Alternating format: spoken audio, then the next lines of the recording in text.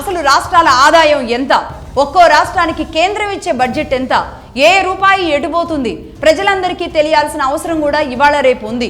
దీన్ని పూర్తిగా అర్థమయ్యేలాగా ప్రజలందరూ తెలుసుకునేలాగా చెప్పరు. అదొక పెద్ద సబ్జెక్టు, అదొక పాఠ్యాంశాలకి అందని, బాగా చదువుకున్న వాళ్ళకు కూడా అర్థం కాని సబ్జెక్ట్ అని ఈ బడ్జెట్ లెక్కలు, ఈ ఈక్వేషన్స్, ఈ క్యాలిక్యులేషన్స్ ఇవేమీ అర్థం కాక ప్రజల్ని భ్రమల్లో పడేసేలాంటి, ప్రజలకు అర్థం కాకుండా మతలబు చేసేలాంటి మాయాజాలాలు ఏవైతే ఉన్నాయో ఈ బడ్జెట్ లెక్కలు, ఇలాంటి విషయాలన్నింటినీ కూడా అసలు సిసలైన నగ్న సత్యాల బడ్జెట్ లెక్కలన్నింటినీ కూడా మీ ముందుకి త్వరలో నేను తీసుకురాబోతున్నాను. దానికి సంబంధించి సబ్జెక్టు కూడా తయారు చేస్తున్నాను. ఏ రూపాయి ఎటుపోతుంది, రాష్ట్రం ఇచ్చేదంతా, కేంద్రం ఇచ్చేదంతా, రాష్ట్రాలు ప్రజలకి ఎంతెంత ఖర్చు పెడుతున్నాయి, అసలు రాష్ట్రాలకి ఎంత ఆదాయం వస్తుంది, ఇంత ఆదాయం వచ్చినా సరే ఎందుకు అప్పులు చేస్తున్నాయి, ఇలాంటి విషయాలు ప్రతి ఒక్కరికి ఈరోజు పని చేసుకునే కూలీకి, హమాలీ కూలీకి కూడా తెలియాల్సిన అవసరం ఉంది.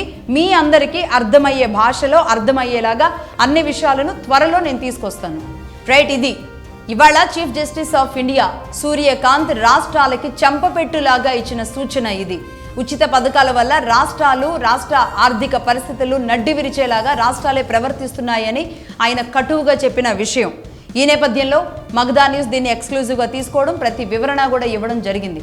కాబట్టి చూస్తూనే ఉండండి. ప్రతి నిజం అయిన వార్త కోసం, నిజాయితీ అయిన వార్త కోసం నిబద్ధతగా నిలబడుతుంది మగధా న్యూస్. వి అడ్హైర్ టు ధర్మ.